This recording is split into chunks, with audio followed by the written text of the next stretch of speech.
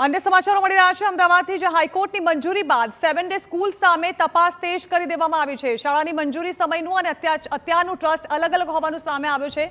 પાછળથી નવા ટ્રસ્ટનું કેવી રીતે જોડાણ થયું તેની તપાસ કરાશે।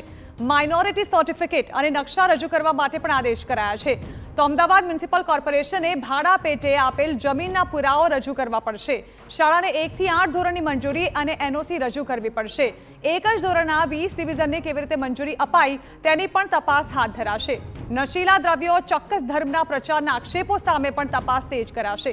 ડોનેશન અને વધુ ફી બાબતની પણ તપાસ કરવામાં આવશે।